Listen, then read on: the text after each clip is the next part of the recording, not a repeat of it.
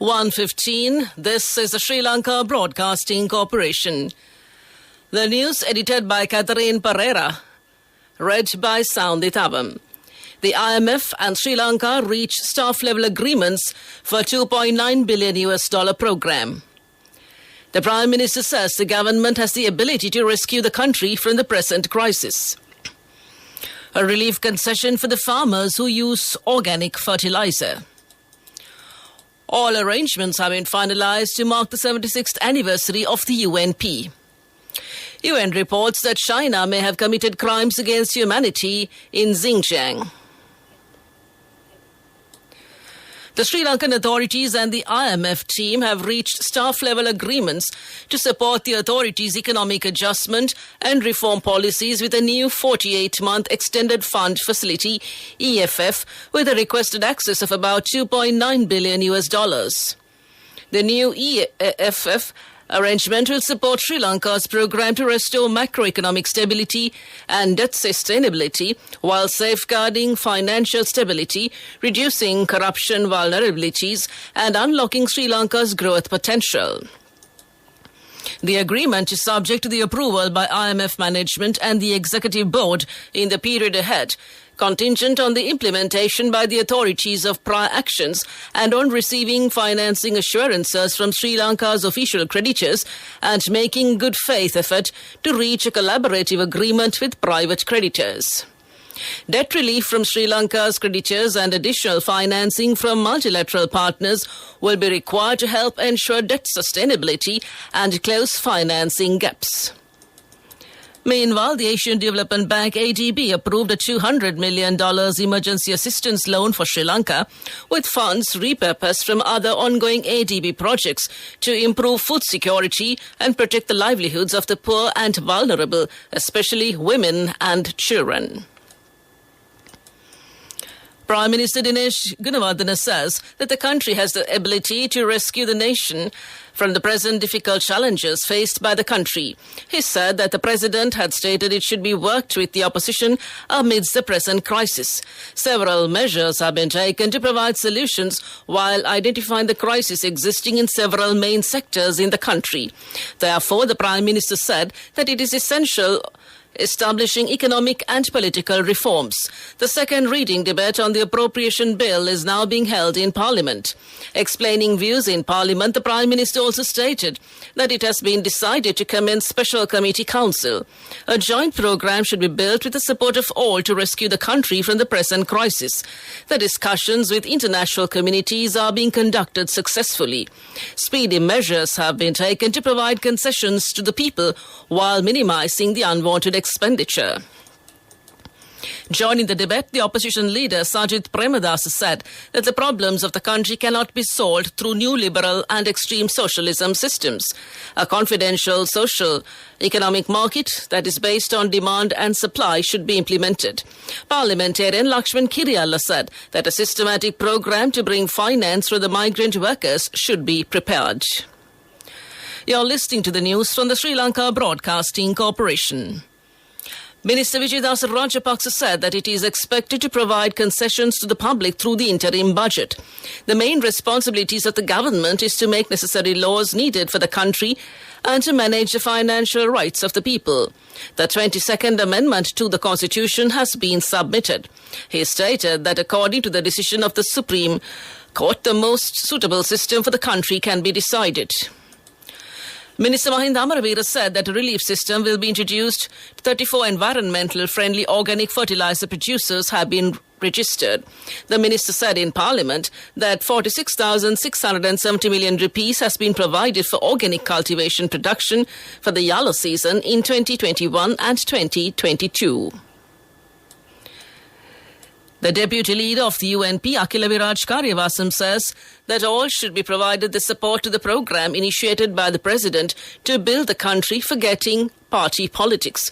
A media briefing held at the Sirikota party headquarters regarding the 76th anniversary of the party, which falls on the 6th of this month. All arrangements have been finalized to mark the anniversary on a grand scale at the Sukatadasa Stadium. He also stated that after a long pause, a leader of the party has been appointed as the president of the country. It is indeed of reaching agreement with all parties to go forward from darkness to light. And with that, we conclude the local news. The main news story is brought to you by Siddhalepa Vedamahatmya. Vayamba Radio has reorganized as the internet service from today. Accordingly, the Sri Lankan listeners in the world can listen to this service from the SLBC website, Radio Garden app and Vayamba Radio app. This program was initiated under the advice of the chairman of the SLBC, Hudson Samarasinghe, and that came to you in the main news story. The main news story was brought to you by Siddhalepa Vedamahatmya. We move on to Watch Light. It has been reported that several areas in the southern coastal belt are undergoing sea erosion. Accordingly, coastal areas of Ambalangoda, Madampagama, Uravatte, Sinigama, Totagamua and Hikkadu areas experiencing sea erosion. Several hotels, restaurants and trade stalls in the Hikkadu area have been affected due to this. The safety wall, which was constructed earlier, is in a dilapidated condition. The people in these areas have requested the relevant authorities to reconstruct the safety wall. This is for the attention of the Director of the Coastal Conservation Department of the Southern Province, and it came to you in Watchlight. And on to a bulletin of world news. In the headlines, the UN report that China may have committed crimes against humanity in Xinjiang. Russia shuts major gas pipeline to Europe. Saudi woman jailed for 45 years for social media posts.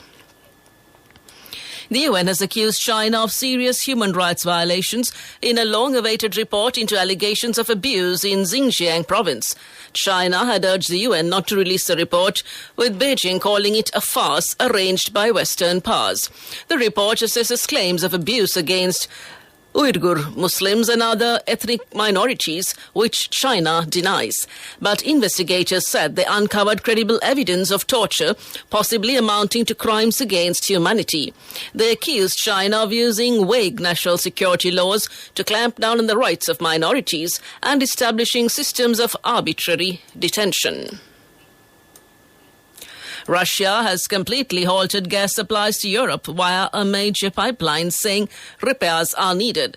The Russian state-owned energy giant Gazprom said the restrictions on the Nord Stream 1 pipeline would last for the next 3 days.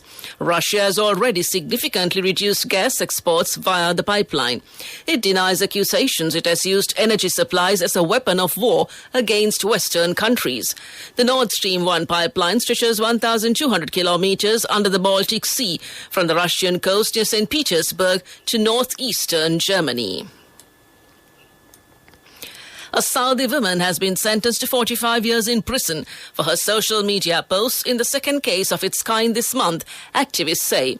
A terrorism court convicted Noura bint Said al-Qatani of using the internet to tear the social fabric and violating public order by using social media, rights group Dawn reported. Little is known about her other than she criticized Saudi leaders. Another woman was jailed for 34 years over her Twitter activity on the 9th of August. And that concludes that Bulletin of World News, and on to development news. The main road of Madagoda across Horowala Valasmulla in the Mulkirigala electorate division has been developed and carpeted after 15 years. More than 42 million rupees has been allocated. 5,000 families in the area will benefit, and that came to you in development news. Sports news is brought to you by Sampath Bank, we present your future. Former Sri Lankan skipper Mahela Jayawardene has said that it's time for Sri Lanka's bowlers to show the class and batters to show who they are on the field ahead of the T20 match between Sri Lanka and Bangladesh at the Asia Cup today. He made these comments on Twitter in response to a comment made by the Bangladesh coach Khalid Mahmood. Meanwhile, the match between Sri Lanka and Bangladesh teams of the Asian Cricket Tournament will begin at 7:30 p.m. tonight at the Dubai International Stadium. That came to you in sports news. We'll look at business news next. Cash through NSP globally and win wonderful gifts locally. From October 1st, 2021 to December 31st, 2022. Remit a minimum of $100 or an equivalent amount in any foreign currency 3 times through NSB You Trust. Business News, sponsored by National Savings Bank, the safest place for your money. The corporate website of the Commercial Bank of Ceylon has been recognized as the top banking and finance website in the country at the Best Web.lk 2022 competition hosted by the LK Domain Registry. The bank won the silver, the highest award presented in its category at the 12th edition of the Best Web.lk annual awards ceremony held recently at the Cinnamon Grand, Colombo, and came to you in Business News. Business News, sponsored by Cash through NSP globally and win wonderful gifts locally. Will you be the lucky winner of the NSP Golden Jubilee? 50 gold sovereigns for the top prize winner of the NSP Golden Jubilee. Scooters for the 10 second prize winners. iPhones for the 10 third prize winners. Mountain bikes for the 29 fourth prize winners. From October 1st, 2021 to December 31st, 2022. Remit a minimum of $100 or an equivalent amount in any foreign currency 3 times through NSB U Trust. Economic news, courtesy of... Saving money isn't easy when you have responsibility. That's why we promise to give you the best returns and guarantee on your investment. LOLC Finance Fixed Deposits. Maximize your savings. LOLC Finance PLC, incorporated on the 13th of December 2001, is rated SLA stable by ICRA Lanka Limited and is licensed by the Monetary Board of the Central Bank of Sri Lanka under the Finance Business Act number 42 of 2011. The Securities and Exchange Commission of Sri Lanka, the Colombo Stock Exchange CSE, and the Institute of Chartered Accountants of Sri Lanka, CAS Sri Lanka, recently signed a Memorandum of Understanding MOU to encourage and advance non-financial reporting in Sri Lanka. And that's economic news. LOLC Finance is taking the power of innovation to the next level, winning 5 golds at the Technovation Awards 2022, leading the digital revolution with cutting-edge interbanking digital payments. LOLC Finance claims the overall gold award, whilst also claiming an extraordinary victory in digital banking. LOLC Finance will continue to innovate with the next generation digitalization of financial services, delivering a superior customer experience. On to the weather report. The Met Department says that the low-level atmospheric disturbance is gradually moving away from Sri Lanka. Showers will occur at times in the western, Sabragamo and northwestern provinces and in the Kandy, Jaffna, Nuwara, Galle and Matara districts. Showers or thundershowers will occur at several places in the Uva province and in the Batiklo and Ampara districts during the evening or night. And now to conclude this bulletin of news, a recap of the headlines. The IMF and Sri Lanka reached a staff-level agreement for $2.9 billion program. The Prime Minister says the government has the ability to rescue the country from the present crisis. A relief concession for the farmers who use organic fertilizer. All arrangements have been finalized to mark the 76th anniversary of the UNP. UN report that China may have committed crimes against humanity in Xinjiang. And with that, we conclude this afternoon's news broadcast.